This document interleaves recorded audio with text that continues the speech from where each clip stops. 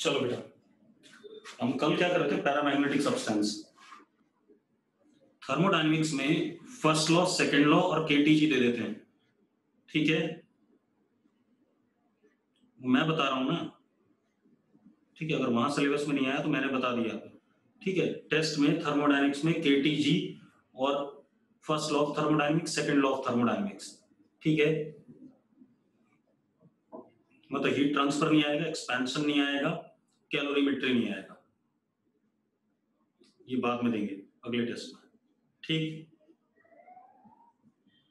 ठीक है, तो यस लिख दो। चलो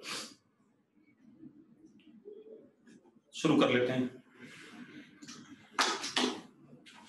अब हम पिछली क्लास में पैरामैग्नेटिक सब्सटेंस कर रहे थे बेटा। पैरामैग्नेटिक सब्सटेंस का खेल क्या था कि पैरामैग्नेटिक सब्सटेंस में, लिख देता हूं,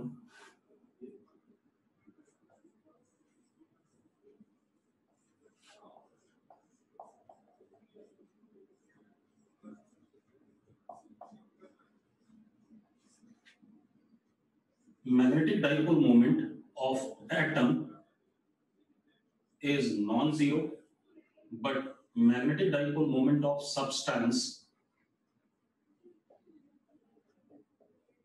is summation of m of atom, which is equal to 0, because m of atom is randomly oriented in substance. Clear है? इतनी बात तो क्लियर है आपको शायद, ठीक। अब हम क्या करते हैं, अब जरा ध्यान दो। Now if paramagnetic substance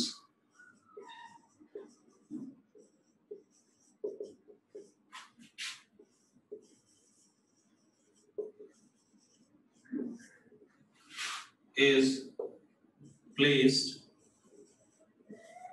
in external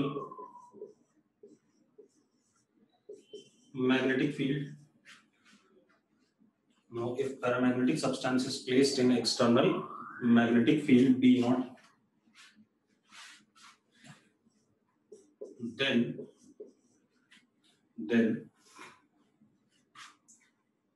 M of atom tend to align along B naught, due to which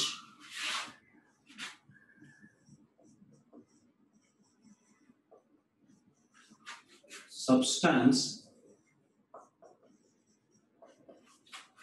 is weakly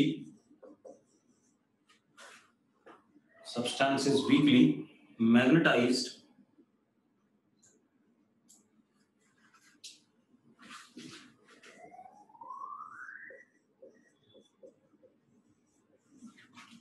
in direction of external magnetic field B naught. Yes और नो, इतनी बात क्लियर है? Yes लिख दो भाई, ठीक। अब जरा देखो तो क्या हो गया हमारे पास। अगर ये सब्सटेंस हमारे पास,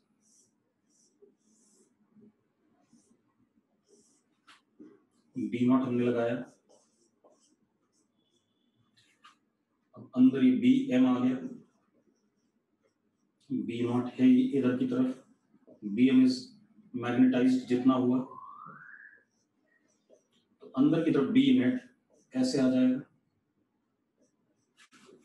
ठीक है, जिसको हम बी से डिनोट करते थे। यस और नो, यस और नो जल्दी बताओ भाई।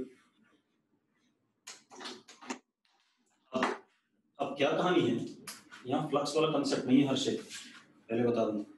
यहाँ क्या है, मैग्नेटिक डाइपोल मोमेंट्स एग्जिस्ट कर रहे थे पहले। अब मैग्नेटिक डाइपोल मोमेंट्स एग्जिस्ट कर रहे थे, तो जब आप एक्सटर्नल मैग्नेटिक फील्ड लगाओगे तो टॉर्क लगने की वजह से वो मैग्नेटिक डाइपोल्स अलाइन करना चाहेंगे in the direction of external applied magnetic field. Harshit, बात क्लियर हुई? अब क्या कहानी हमारे पास, तो B जो आ गया हमारे पास, B इज इक्वल टू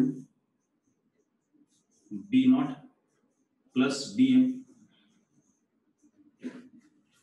हाँ यार, B नॉट प्लस BM। अब हम पैरामैग्नेटिक सब्सटेंस की कुछ प्रॉपर्टीज की बात करें। एक चीज देखो, BM और B नॉट सेम डायरेक्शन में है, तो net magnetic field inside material बढ़ा है, यस और नो? अब एक चीज और जरा देखो, B नॉट ऐसे है और जो BM आया वो ऐसे आया। BM ऐसे आया तो इस साइड नॉर्थ है और इस साइड साउथ है, और इधर कहीं पर B नॉट का नॉर्थ रहा होगा, यस और नो? तो एक मतलब तो ये आ गया कि this substance is weekly attracted in external magnetic field. एक प्रॉपर्टी तो यही आती है, ठीक है? इतनी बात। Magnetic lines of force increase inside the paramagnetic substance, ठीक है? तो चलो अब एक एक करके इसकी प्रॉपर्टीज के बारे में लिखते हैं। लिखो जरा, सबसे पहला point, found in solids, liquids and gases. पहला, फाउंड इन, प्रॉपर्टीज लिखते रहो जो जो पॉइंट मैं लिखा रहा हूं पैरामैग्नेटिक सब्सटेंस के। Found in solids, liquids and gases, ठीक है? दूसरा, इसके कुछ एग्जाम्पल में लिखो, Al aluminium, Al CuCl2,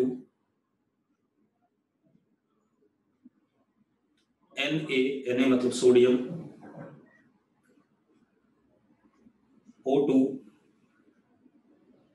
O2 oxygen gas, ठीक है? आपने देखा होगा O2 का MOT मॉलिक्यूलर ऑर्बिटल डायग्राम, मतलब जो MOT है उसमें आपको दिखता होगा अनपेड इलेक्ट्रॉन मिलता है, ठीक है?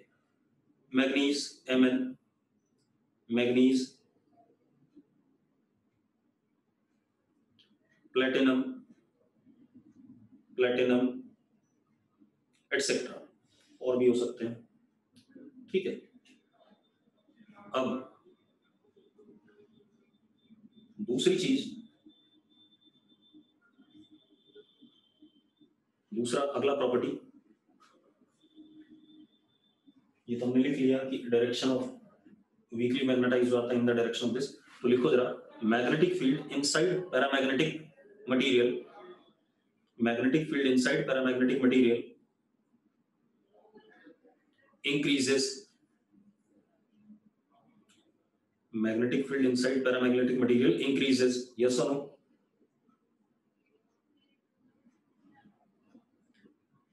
Magnetic lines of force also increase inside paramagnetic material, magnetic lines of force also increase inside paramagnetic material, yes or no? ठीक है? दूसरी चीज बेटा, अब जरा देखो, अगर यहां पर देखें तो म्यू आर आता है 1 प्लस काई, ये हमने पढ़ा हुआ है, हाँ या ना? 1 प्लस काई, ठीक है? अब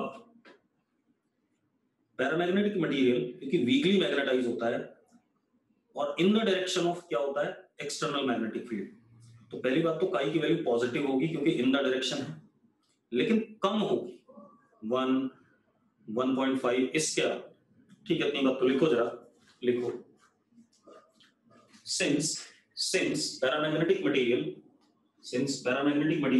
is weakly magnetized, since paramagnetic material is weakly magnetized in the direction of external magnetic field, in the direction of external magnetic field, therefore chi is positive and nearly around 1, therefore chi is positive and nearly around 1, बड़ा नहीं होता, weakly magnetise है तो छोटा ही होगा। Clear भाई, मेरी बात समझ में आ रही है? यस और नो? ठीक है। अब जरा देखो बेटा, अब अगर ऐसा है तो म्यू आर क्या हो जाएगा, ग्रेटर देन 1, तो लिखो जरा mu R greater than 1, therefore mu R greater than 1, therefore mu R greater than 1, ठीक है? म्यू आर 1 से बड़ा हो गया, अब जरा चेक करते हैं बेटा थोड़ी सी बातें और। अगली कहानी क्या हमारे पास, अगर हमारे पास ये यू ट्यूब है,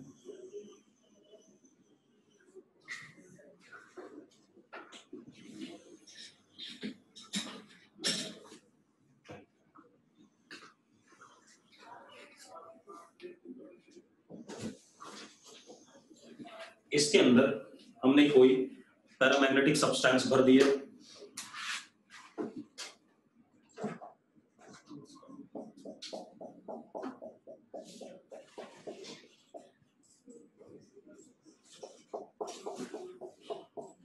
और अब इधर नॉर्थ और इधर साउथ, इस आर्म को हमने मैग्नेटिक फील्ड में रख दिया, तो होगा क्या, अट्रैक्ट होता है इसमें, तो इस आर्म में लेवल क्या करेगा, राइज करेगा, और इस आर्म में क्या करेगा, फॉल करेगा। यस और नो, यस और नो, ठीक है, ये कहानी आ गई। अब एक चीज और होता है, एक खेल और है यहाँ पर, अगर हम टेम्परेचर बढ़ाते हैं पैरामैग्नेटिक मटेरियल का, अगर हम टेम्परेचर बढ़ाते हैं पैरामैग्नेटिक मटेरियल का, तो काई की वैल्यू घटेगी, काई की वैल्यू घटेगी। क्यों? क्योंकि पैरामैग्नेटिक मटेरियल में क्या था हमारे पास, हमने बी नॉट लगाया, तो कुछ हिस्सों तक एम ऑफ एटम अलाइन कर गया कुछ, उसकी वजह से बीएम आया, BM upon B not is what, chi, yes और नो, ठीक है। तो अगर हम टेम्परेचर बढ़ाएंगे तो ये जो अलाइन हुए इनमें क्या आने लगेगी, रैंडमनेस, और रैंडमनेस जब आने लगेगी तो ये डिसअलाइन होने की कोशिश करेंगे, और डी अलाइन होने की कोशिश करेंगे, तो इसका मतलब क्या हो गया, काई की वैल्यू क्या करेगी, घटेगी। यस और नो, यस और नो, जल्दी बताओ भाई। तो लिखो जरा, लिखो कैसे वेरी करता है, जरा देखो।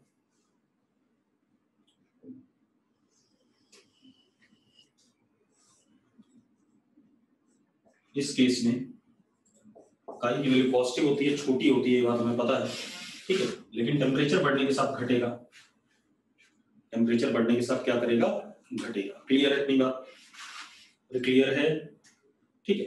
अब ठीक, तो लिख लो जरा, लिख लो, on increasing temperature, on increasing temperature, on increasing temperature due to randomness in magnetic dipole moment of atoms, due to randomness of magnetic dipole moments of atoms, chi decreases, chi decreases। Clear है भाई? अगर clear है yes लिख दो, ठीक है। अब अगली कहानी क्या बेटा, अब तीसरे टाइप का सब्सटेंस आता है हमारे पास, फेरोमैग्नेटिक सब्सटेंस।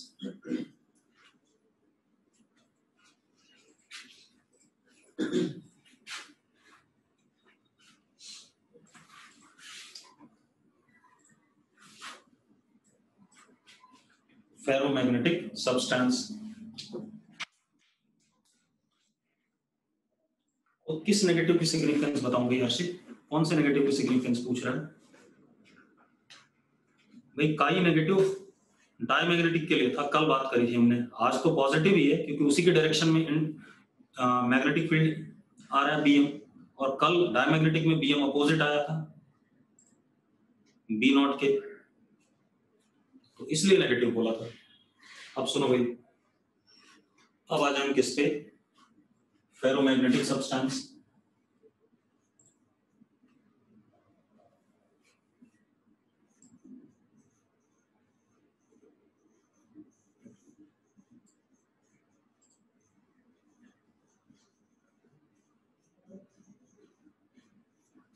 पढ़ा हुआ आपने फेरोमैग्नेटिक सब्सटेंस, केमिस्ट्री में पढ़ा है कि नहीं पढ़ा है? पढ़ा है भाई केमिस्ट्री में, ठीक है, मुझे बता दो क्या पढ़ा है, क्या पढ़ा है आपने फेरोमैग्नेटिक सब्सटेंस के बारे में, मुझे जल्दी से बता दो, ब्रीफ करो फटाफट।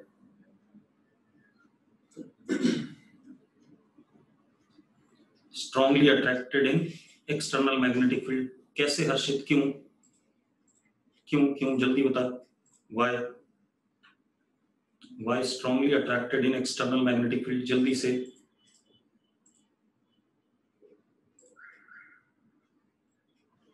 कोई बताना चाहेगा भी, जिसको बताना है जल्दी बता दो। चलो अब देखो भाई, मेरी बात सुन लो पहले ध्यान से।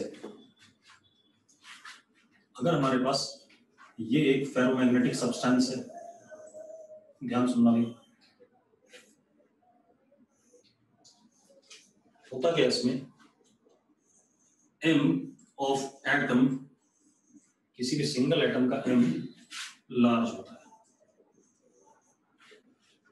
ठीक है। जैसे पैरामैग्नेटिक में m ऑफ एटम था लेकिन वो इतना मैग्नीट्यूड में छोटा था, ठीक है। m of atom large, therefore produces, ये कोई m ऑफ एटम है, ऊपर की तरफ मैंने बना दिया, therefore produces strong magnetic field in surrounding near it, therefore produces strong, कोई भी मैग्नेटिक डाइपोल मोमेंट अपने आसपास मैग्नेटिक फील्ड प्रोड्यूस करता है, तो ये मैग्नेटिक डाइपोल मोमेंट क्योंकि लार्ज है मैग्नीट्यूड में, तो अपने आसपास strong produces strong, be near it, अपने आसपास इसमें स्ट्रॉन्ग बी प्रोड्यूस करा, तो इसने स्ट्रॉन्ग बी अपने आसपास प्रोड्यूस करा, ध्यान सुनो। तो इसके आसपास जो मैग्नेटिक डाइपोल्स हैं वो क्या करना चाहेंगे, इसकी मैग्नेटिक फील्ड की डायरेक्शन में अलाइन करना चाहेंगे कि नहीं, जल्दी बता दो मुझे।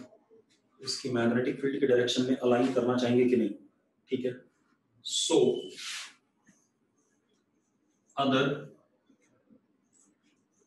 m of atom tend to align along B of this, जिसने B प्रोड्यूस करा, लेकिन सिर्फ अपने आसपास ही स्ट्रॉन्ग रहता है, जैसे दूर जाओगे तो वीक हो जाता है। तो वो क्या है, मान लो इस इतने से रीजन में सारे मैग्नेटिक डाइपोल्स एक डायरेक्शन में अलाइन हो गए,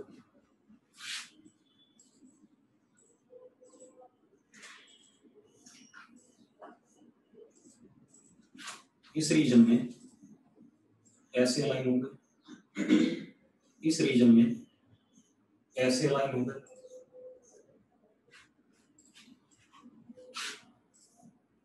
इस रीजन में ऐसे हो गए, मान लो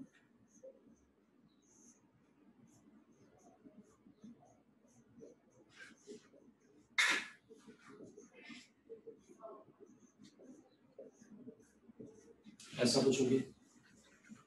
मतलब वो क्या रहा है,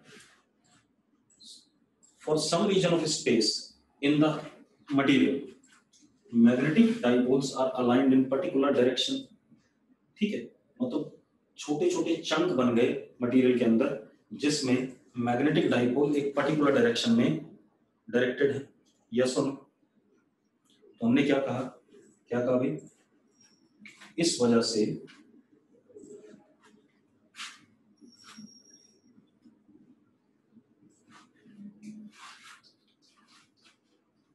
some region of space, some region of material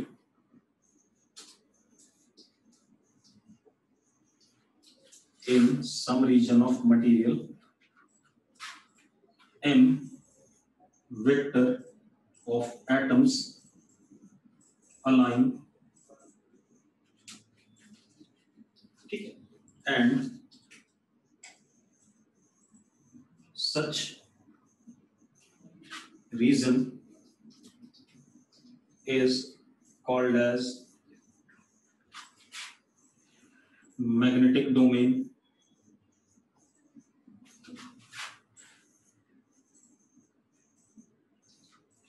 ठीक है।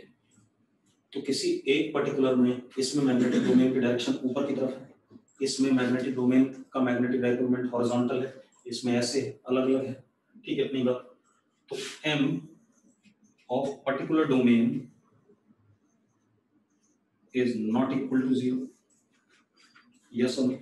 एक पर्टिकुलर डोमेन का m 0 नहीं है, लेकिन m ऑफ सब्सटेंस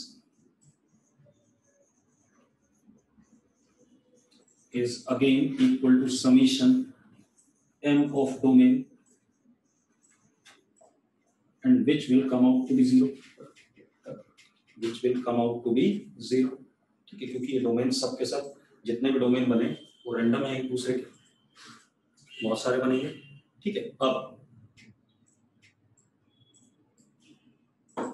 ये खेला क्लियर है? अब हम इस सब्सटेंस को एक्सटर्नल मैग्नेटिक फील्ड में रखेंगे, किसको? फेरोमैग्नेटिक।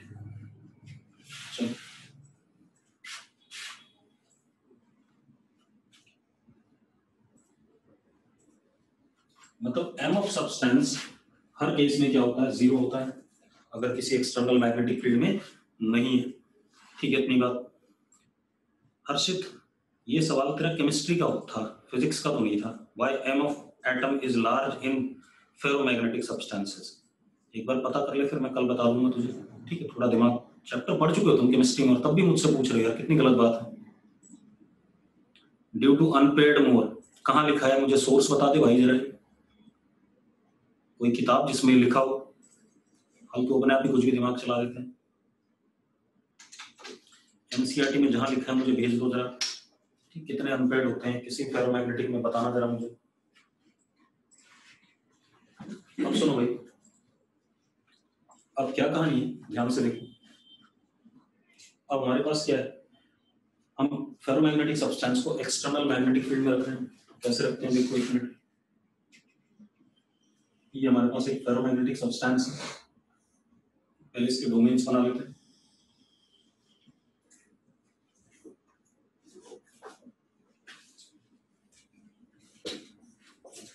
मान लो 4 ही डोमेन है इसके पास, तो उन सबका वेक्टर सम क्या आना चाहिए? बना देता हूँ, देखो कैसे हैं डोमेन्स सारे बना।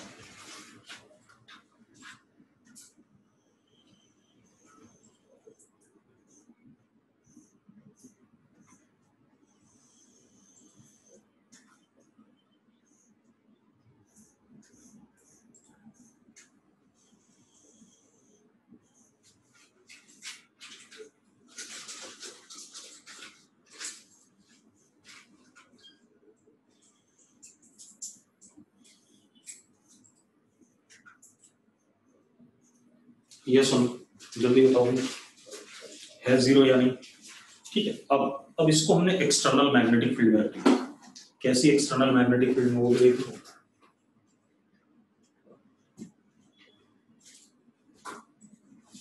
B0। अब होगा क्या बेटा, ये वाला हिस्सा तो पहले से अलाइंड है, बाकी हिस्से अलाइंड नहीं है, तो ग्रेजुअली डोमेन एरिया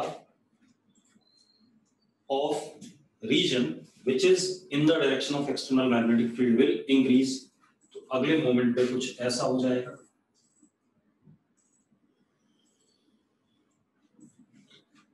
देखो धीरे धीरे मैं लिख देता हूं यहां पर, on applying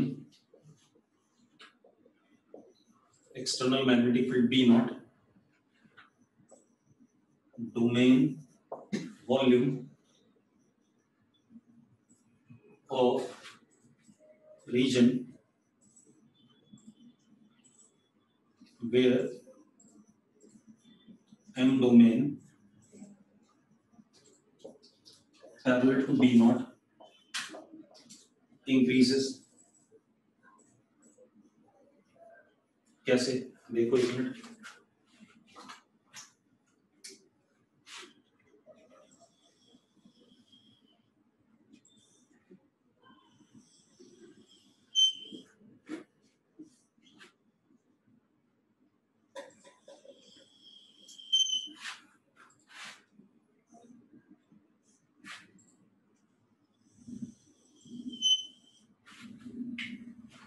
देखना जरा उसी मटेरियल में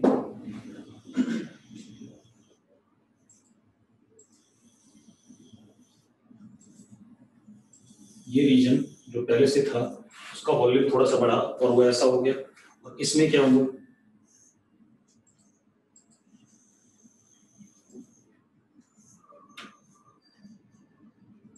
ये वॉल्यूम कम हो गया, ग्रेजुअली और कम होता जाएगा।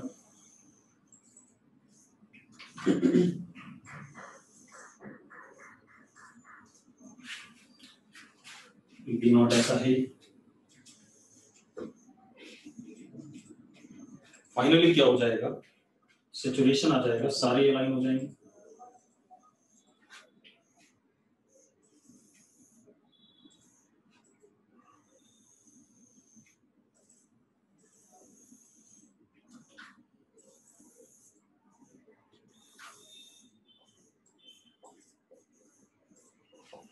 कुछ इस टाइप से, ठीक है भाई, इस तरीके से हम इसको एक्सप्लेन करते हैं, ठीक है भाई।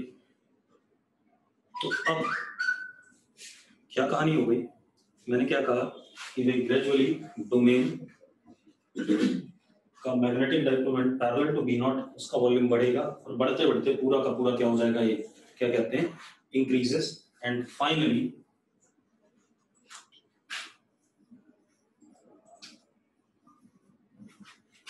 strongly magnetized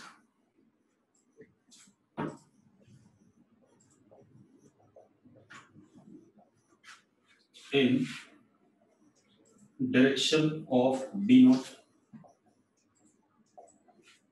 क्लियर है भाई, क्लियर है तो यस लिख दो। अब हम कुछ पॉइंट्स लिख लें इसके बारे में, ठीक है। सबसे पहले पहला पॉइंट, मनकीरत क्या कहना चाहती है जल्दी बता। लेफ्ट वाला मतलब कौन सा वाला बेटा, मैंने कुछ इस तरीके से हम बनाए, इसका एम ऐसे, इसका ऐसे, इसका ऐसे, इसका ऐसे, चार डोमेन लिए मैंने, सब्सटेंस में 4 डोमेन लिए, ठीक है। इतनी बात, उन चारों डोमेन के एम वेक्टर को जिस तरीके से रखे उनका वेक्टर सम 0 हो जाए, क्योंकि हमारा M summation of M domains क्या था, 0 था, ठीक है। अब जब हमने उसे एक्सटर्नल में रखा तो हमने कहा कि ग्रेजुअली डोमेन वॉल्यूम बढ़ता रहता है जो उसकी डायरेक्शन में है बी नॉट की, बढ़ते बढ़ते वो सारा का सारा क्या हो जाएगा, आ जाएगा उसी की डायरेक्शन में, ठीक है। अब इससे ज्यादा तो और अलाइन हो नहीं सकता, सारा ही अलाइन हो गया, सैचुरेशन आ गई, ठीक है। इतनी बात। अब लिखो जरा पहली property, ferromagnetic substance normally found in solids, भाई सॉलिड्स में होता है ज्यादातर ferromagnetic substance, normally found in solids, ठीक है, नॉर्मली फाउंड इन सॉलिड्स। दूसरी चीज, एग्जांपल्स लिखो इसके, कोबाल्ट, कोबाल्ट मतलब CO, iron that is Fe, निकल Ni, cadmium Fe3O4, Fe3O4, Fe3O4, yes और नो। अब एक चीज और बेटा, दूसरी चीज, it can be explained on, लड़की निकल कैडमियम Fe3O4 कुछ भी लिख ले, छवि। इसके बाद अगली कहानी क्या है, अगली कहानी है, it can be explained on the basis of domain theory, it can be explained on the basis of domain theory, yes और नो। अब एक चीज और बेटा, यहां पर जो अंदर बी आएगा that would be B not plus B M, हाँ या ना, हाँ या ना जल्दी बताओ। और B M is strong now, क्योंकि पूरा ही अलाइन हो चुके हैं, यस और no. B M is strong, अगर बी एम स्ट्रॉन्ग है तो काई इज, और सेम डायरेक्शन है, positive and large, chi is positive and large, yes और नो। काई की वैल्यू पॉजिटिव है और लार्ज है, 100 के आसपास, near about 100 and more, near about 100 and मोर, लिख लो नियर अबाउट 100 एंड मोर, 100 या 100 से ज्यादा, ठीक है। अब दूसरी चीज जो म्यू आर होगा, mu R is also large and positive, ठीक है, large and positive and of order 100 and more, of order 100 and more, ठीक है। इसके बाद अगली चीज, अगर हम फेरोमैग्नेटिक सब्सटेंस को एक्सटर्नल मैग्नेटिक फील्ड में रखते हैं तो एक बात बताओ, ज्यादातर magnetic lines, maximum magnetic lines, सारी की सारी जो ऐसे, अगर ये फेरोमैग्नेटिक सब्सटेंस था मान लो और स्पेस में मैग्नेटिक लाइंस थी, ऐसे ऐसे ऐसे, ये सारी लाइनें कहाँ घुस जाएंगी, जरा देखो, सारी इसी के अंदर घुस जाएंगी कि नहीं घुस जाएंगी, जो बाहर से भी जा रही थी इसी के अंदर घुस जाएंगी कि नहीं। तो लिखो जरा, large number of magnetic MLOF, large number of MLOF pass through ferromagnetic substance, मतलब जो भी प्रॉपर्टी पैरामैग्नेटिक वाला शो कर रहा था उसको एक बहुत बड़े एक्सटेंट से फेरोमैग्नेटिक सब्सटेंस शो करेगा। यस और नो? मेरी बात समझ में आ रही है? भाई पैरामैग्नेटिक में भी मैग्नेटिक लाइंस बड़ी थी, लेकिन अगर वहां 10 बड़ी थी तो यहाँ 1000 बढ़ जाएंगी इन कंपैरिजन, ठीक है। इतनी बात तो हम ऐसे लिख देते हैं, मैं और अच्छी बात बता देता हूँ, ऑल प्रॉपर्टीज, आप ऐसे लिखो थोड़ा सा जल्दी हो जाएगा, all properties shown by ferromagnetic substance, all properties shown by ferromagnetic substance, sorry, all properties shown by क्या कहते हैं, paramagnetic substance are also exhibited by ferromagnetic substance, are also exhibited by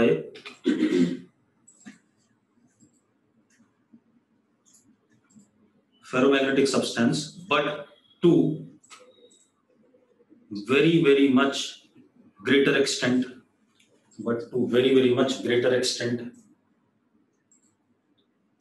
ठीक है, but to very much greater extent, clear इतनी बात। अब very much greater extent का मतलब हो गया, अगर हम YouTube वाला एग्जांपल देखें, पैरामैग्नेटिक सब्सटेंस अगर 2 सेंटीमीटर राइज करता है लेग में, तो फेरोमैग्नेटिक वाला कितना, 2 मीटर राइज कर जाएगा, इस टाइप से हो सकता है, ठीक है। अब एक और चीज बेटा, अब लिखो जरा, लिखो on increasing temperature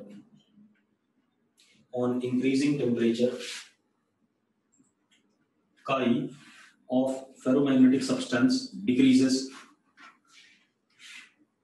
chi of ferromagnetic substance decreases, yes or no? ठीक है भाई, क्योंकि यहाँ भी रेंडमनेस तो आएगी तो उस वजह से chi की वैल्यू घटती है। अब हम थोड़ी सी अलग बात करते हैं, लिखो Curie law,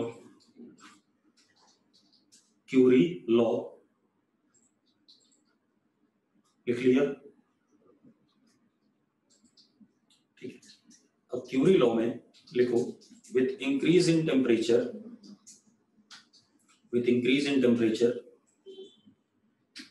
the randomization of atomic magnetic moments increase, with increase in temperature the randomization of atomic magnetic moments increase,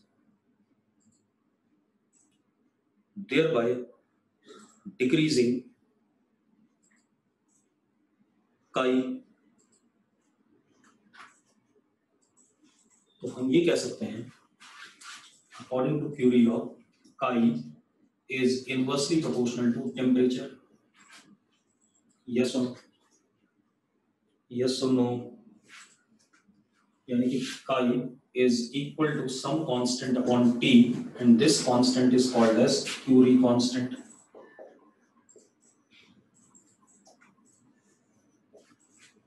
क्या कहलाता है? Curie constant. and this law is called as Curie law. ठीक है, अब अगली चीज लिखो, क्यूरी टेम्परेचर। क्यूरी टेम्परेचर, क्योंकि क्यूरी लॉ हो गया, क्यूरी टेम्परेचर पे आ जाए।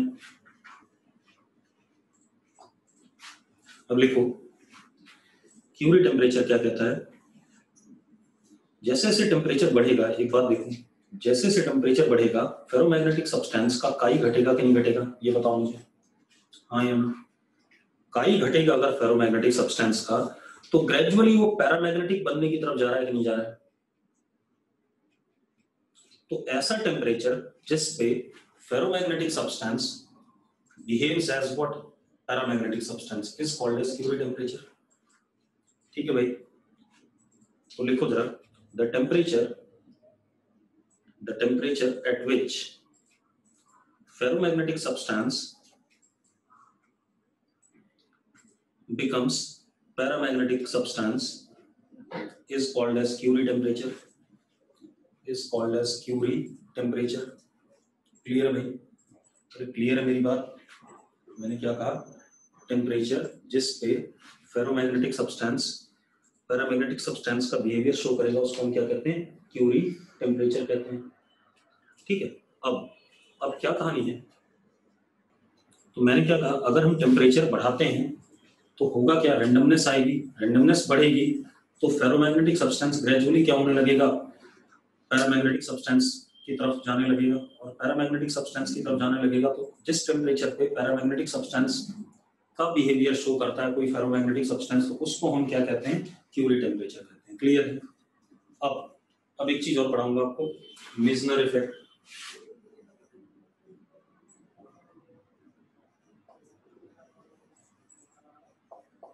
मेजनर इफेक्ट, ठीक है। अब मेजनर इफेक्ट क्या होता है, मेरी बात ध्यान सुनो, हमने डायमैग्नेटिक मटेरियल पढ़ा था, हमने क्या कहा था, डायमैग्नेटिक मटेरियल में जो एक्सटर्नल मैग्नेटिक फील्ड लगाने पे, डायमैग्नेटिक मटेरियल में जब हम एक्सटर्नल मैग्नेटिक फील्ड लगाते थे तो अपोजिट डायरेक्शन में मैग्नेटिक फील्ड इंड्यूस होता था, यस और नो? ठीक है, यानी कि नेट मैग्नेटिक फील्ड अंदर घटता था, नेट मैग्नेटिक फील्ड अंदर घटता था या नहीं? ठीक है, अगर हम कुछ ऐसा सिस्टम करें कि नेट मैग्नेटिक फील्ड घटते घटते क्या हो जाए, जीरो, नेट मैग्नेटिक फील्ड घटते घटते क्या हो जाए, जीरो हो जाए, तो such an effect is called as what, Meissner effect. और एक और चीज होती है उसके साथ, तो लिखो जरा, सबसे पहले लिखो when certain alloys or materials, when certain alloys or materials are brought at critically low temperature,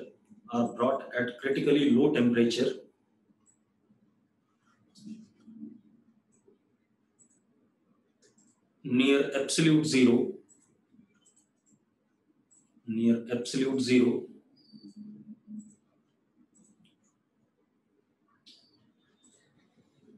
for example mercury, मैंने क्या कहा, when certain alloys or materials are brought to critically low temperature near absolute zero, ठीक है, such as mercury at 4.2 Kelvin, starts behaving as superconductor। ये बात हम कर चुके हैं पहले, क्योंकि रैंडमनेस बिल्कुल ही खत्म हो जाती है, जो फ्री इलेक्ट्रॉन्स होते हैं उनके पास भी कोई वेलोसिटी बचती नहीं है, तो वॉइड्स में अगर एक बार इलेक्ट्रॉन को हमने एनर्जी दी तो उन जो स्पेस होगा बीच में, उस स्पेस में दौड़ता भागता रहेगा विदाउट एनी एक्सटर्नल रेजिस्टेंस, तो मैंने क्या कहा, बिकम सुपर कंडक्टर। मैंने यही बोला कि नहीं बोला, मैंने क्या बोला, at such as mercury at 4.2 kelvin becomes superconductor. also under these conditions such materials exhibit perfect diamagnetism। also under these conditions such material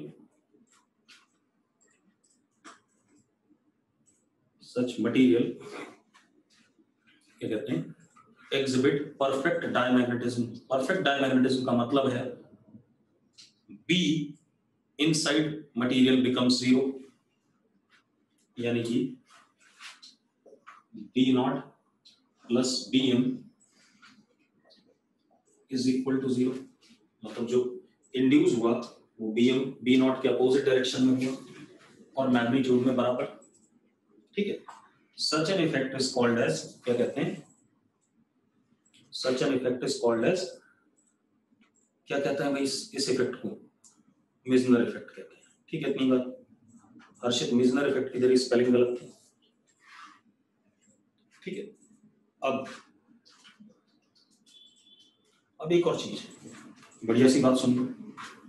जैसे हम स्मगलिंग करते हैं सोने वगैरह की, तो वहां पर क्या करना चाहिए, एयरपोर्ट पे मेटल डिटेक्टर सीधे सीधे मैग्नेटिक फ्लक्स वगैरह के कंसेप्ट पे काम करते हैं. EMI में बात करेंगे.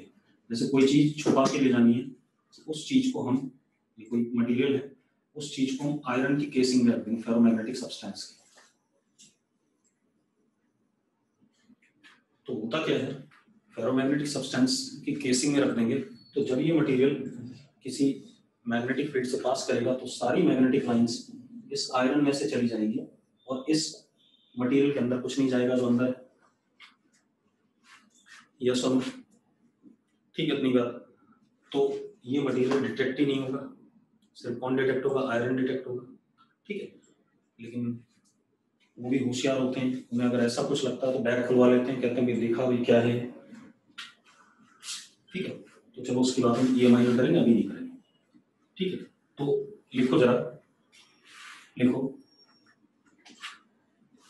इलेक्ट्रोस्टैटिक नहीं, फॉर मैग्नेटिक शील्डिंग लिख लो. For magnetic shielding we use ferromagnetic substance. अगर किसी चीज को हम छुपाना चाहते हैं मैग्नेटिक लाइन से, तो उसके अराउंड क्या करेंगे, फेरोमैग्नेटिक सब्सटेंस यूज करेंगे. क्लियर है इतनी बात? क्लियर है. ठीक है. अब एक और चीज आती है बेटा हमारे पास. मीजनर इफेक्ट हो गया, क्यूरी लॉ हो गया. अब हमारे पास आता है मैग्नेटिक हिस्टेरेसिस.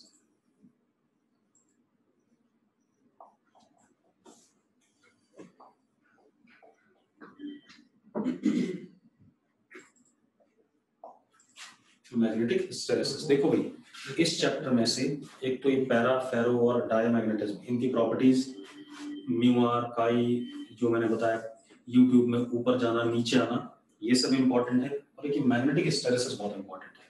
कई बार बोर्ड में ये 3 नंबर या 5 नंबर पे पूछा गया है. ठीक है. अब बता देता हूँ क्या है मैग्नेटिक हिस्टेरेसिस. पहले समझ लो. हम एक फेरोमैग्नेटिक सब्सटेंस लेंगे. ठीक है. फेरोमैग्नेटिक सब्सटेंस लेंगे कोई भी, ध्यान सुनना, भी कुछ लिखना नहीं. ये फेरोमैग्नेटिक सब्सटेंस है. इसको हम एक्सटर्नल मैग्नेटिक फील्ड में रखेंगे और मैग्नेटिक फील्ड ग्रेजुअली बढ़ाएंगे. मैग्नेटिक फील्ड हम ग्रेजुअली क्या करेंगे, बढ़ाएंगे. क्लियर है? जब मैग्नेटिक फील्ड ग्रेजुअली बढ़ाएंगे तो इसके अंदर अलाइनमेंट भी ग्रेजुअली बढ़ने लगेगा. बढ़ते बढ़ते एक मोमेंट पे कंप्लीटली अलाइन हो जाएगा. जब कंप्लीटली अलाइन हो जाएगा तो सैचुरेशन आ जाएगा. इसका आ जाएगा कि नहीं आ जाएगा, भी जल्दी बताऊं. यस और नो. ठीक है. जब सैचुरेशन आ जाएगा बेटा, तब ध्यान दो, सैचुरेशन आने के बाद हम मैग्नेटिक फील्ड घटाना शुरू करेंगे. ग्रेजुअली घटाना शुरू करेंगे तो कुछ ना कुछ थोड़ा बहुत तो ये सैचुरेशन घटना शुरू होगा. कंप्लीटली नहीं घटेगा लेकिन घटना जरूर शुरू होगा. ठीक है. इतनी बात. थोड़ा कम होने लगा. कम होते होते जब ये 0 हो गया तो थोड़ी बहुत मैग्नेटिक फील्ड अंदर बची रह जाएगी इन the direction of previously applied magnetic field. पूरा डिसअलाइन नहीं हो पाया. ठीक है. इतनी बात. तो ये इसने रिटेन कर ली मैग्नेटिक फील्ड. अब हम क्या करेंगे, इसको उल्टा करेंगे और ग्रेजुअली बढ़ाएंगे उल्टी डायरेक्शन में. अब पहले तो यही जो इधर था ये खत्म होकर 0 होगा. उसके बाद इधर की तरफ लाइन होना शुरू हो जाएंगे ग्रेजुअली. फाइनली इधर भी सैचुरेट हो गया. फिर वही प्रोसेस उल्टा करेंगे. ओके. इस प्रोसेस के दौरान क्या क्या हो रहा है उसको पढ़ना है. That is called as magnetic hysteresis. तो पहले लिख लेते हैं इस बात को. लिखो जरा, लिखो hysteresis is shown by ferromagnetic substances. Hysteresis is shown by ferromagnetic substances. लिख लिया भाई. Over here we magnetize and demagnetize ferromagnetic substance repeatedly. Over here we magnetize and demagnetize ferromagnetic substance repeatedly. ठीक है. अब जरा ध्यान दो, हम करने वाले क्या है. मेरी बात ध्यान सुनना बेटा.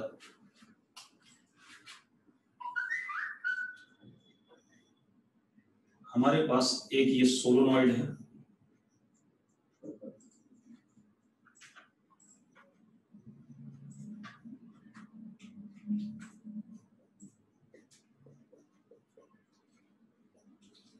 इसमें हम एसी करंट फ्लो कर रहे हैं. एसी करंट मान लो I is equal to I naught sine omega t. मतलब करंट का डायरेक्शन भी पीरियोडिकली बदल रहा है. जरा देखो, इस समय डायरेक्शन मैंने ऐसे दिखाया हुआ है, तो आधे टाइम पीरियड के बाद इधर हो जाएगा. यस और नो. ठीक है, एक चीज तो ये है. और ये I समय के साथ भी बदल रहा है. तो जो मैग्नेटिक फील्ड आएगा इसके अंदर, इस समय पे अगर देखूं तो इस साइड में आ रहा है B not, and B naught is mu naught n I, which is mu naught n I naught sin omega t. मानते या नहीं मानते हो? मानते हो या नहीं, जल्दी बताओ. ठीक, मतलब टाइम के साथ मैग्नेटिक फील्ड बदल रहा है और करंट का डायरेक्शन भी पीरियोडिकली ऑल्टर करेगा. ठीक है, इतनी बात क्लियर है? तो मैं ये ना लिख करके मैं सिर्फ कहूंगा एसी करंट, क्योंकि अभी मैं एसी पढ़ाएंगे तो मैं इतनी ही बात करूंगा आपके लिए. बस अब ये ध्यान रखना है, आधे टाइम पीरियड में करंट इधर की तरफ है और आधे टाइम पीरियड में ऐसे. क्लियर है? क्लियर है तो यस लिख दो. ठीक है. अब इसके अंदर हमने एक फेरोमैग्नेटिक सब्सटेंस रख दिया.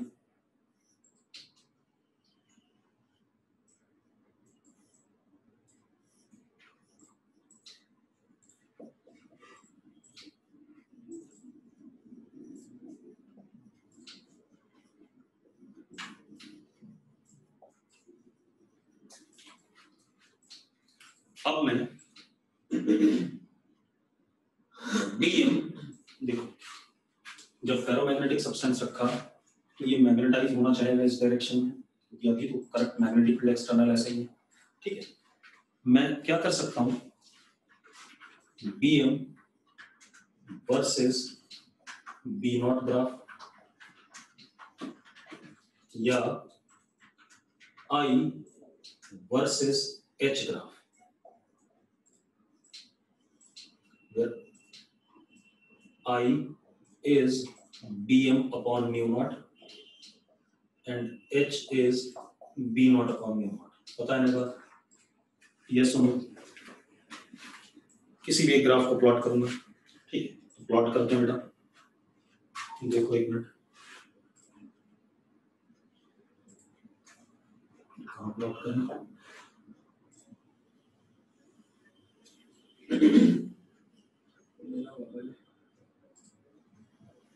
पूरी कहानी लिखाने वाली आपको एक्सप्लेन कर रहा हूं कि 5 नंबर पे लिखने को भी आता है सब ड्रामा.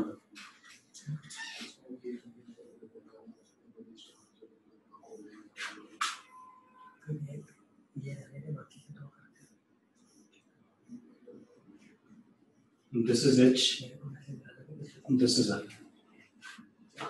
अब मेरी बात सुनो.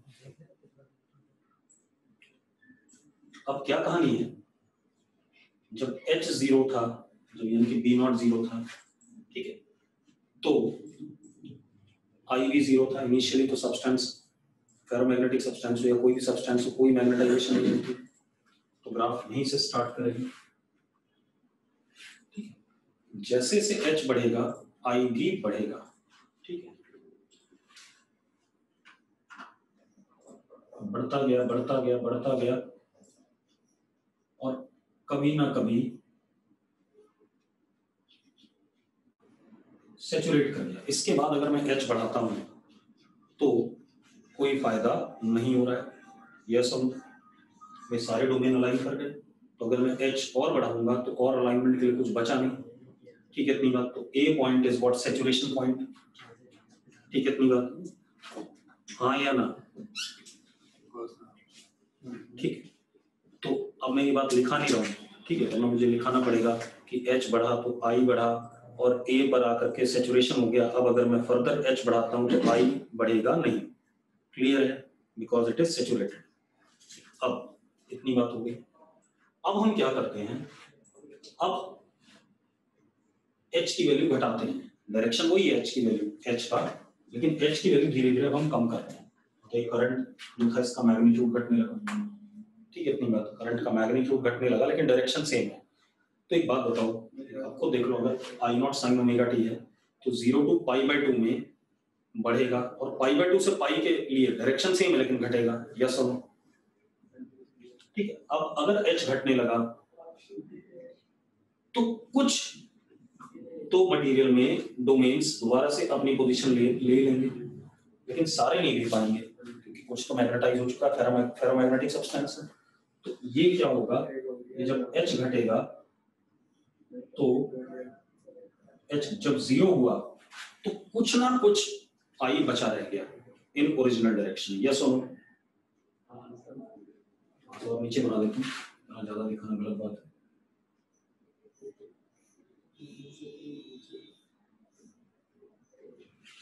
This is B। अब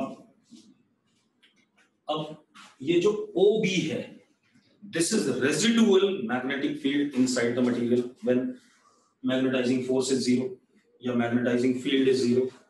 OB ये residual magnetic field है या retentivity है substance की, जब हमारे पास क्या कहते हैं, हमने magnetizing force क्या कर दिया, 0 कर दिया, या magnetizing field क्या कर दिया, 0।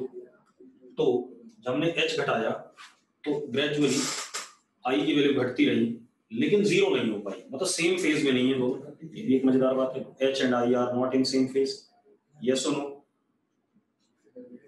ठीक है, तो हम क्या कह सकते हैं, H and I not in phase and OB is retentivity। मतलब जब हमने मैग्नेटाइजिंग फोर्स 0 कर दिया तो भी कुछ मैग्नेटिक फील्ड पुरानी वाली डायरेक्शन में इंड्यूस रह गई। तो ये वही हो गया आपके पुराने पाथ। ठीक है, मैं बताता हूँ कैसे।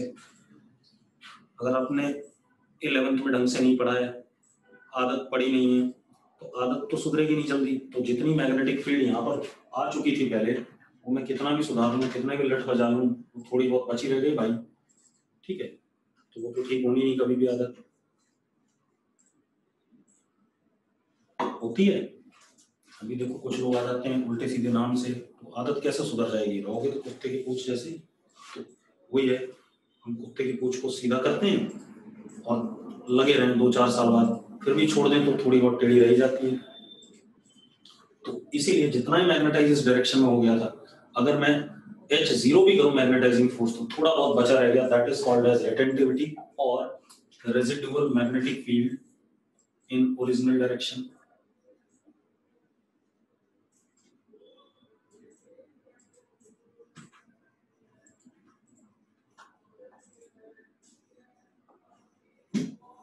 मटेरियल के अंदर। अब इतनी बात होगी। अब हम करंट को उल्टी डायरेक्शन में कर देते हैं, मतलब अब D नॉट ऐसा हो गया इधर की तरफ। जब इधर की तरफ हुआ तो अब इधर की तरफ अलाइन होना चाहिए। इधर की तरफ अलाइन होने के लिए पहले तो इधर जो है उसी को 0 करें भाई।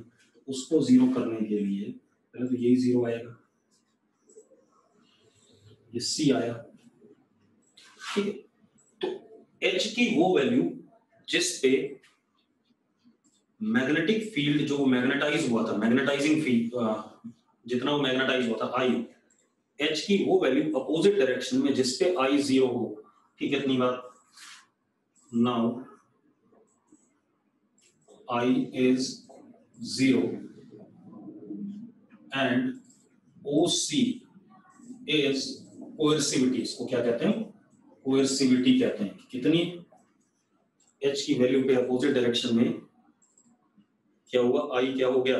0 हो गया। इसको हम क्या कहते हैं? कोएर्सिविटी कहते हैं। क्लियर है भाई? अब अभी भी उल्टी डायरेक्शन में ही B नॉट है, तो ये अब क्या करेगा? उल्टी डायरेक्शन में मैग्नेटाइज होना शुरू होगा और यहां पर आकर के फिर से सैचुरेट हो गया उल्टी डायरेक्शन में, फिर से सैचुरेट हो गया।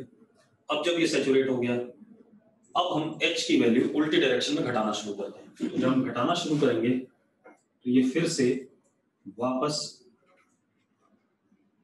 कुछ ना कुछ मैग्नेटिक फील्ड बची रह जाएगी इसके पास।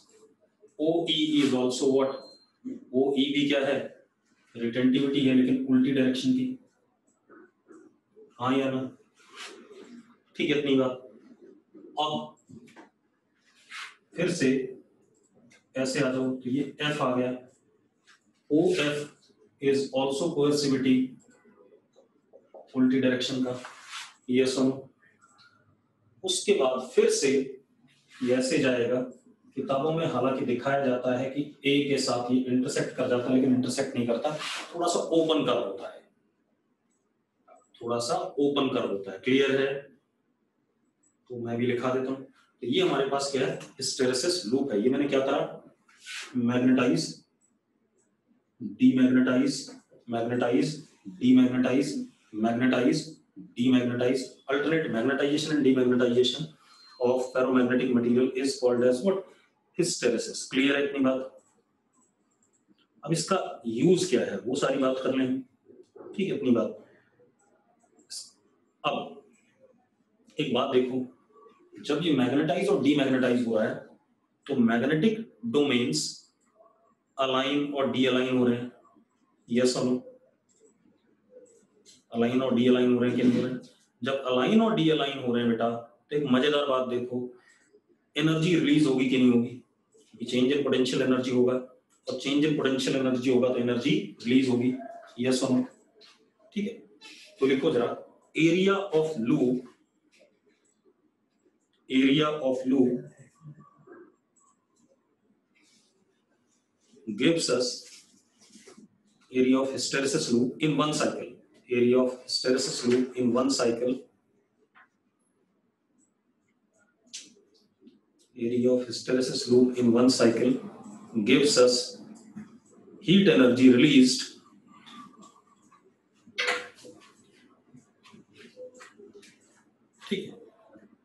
if curve is I versus H, then in CGS units, अगर कर्व I versus H है तो CGS units में हीट मिलेगी।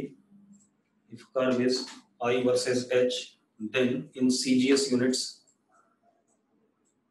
and if curve is BM versus B naught, then in MKS units। ठीक है, कितनी बात आज करेंगे, कल बात करेंगे आगे। क्लियर है?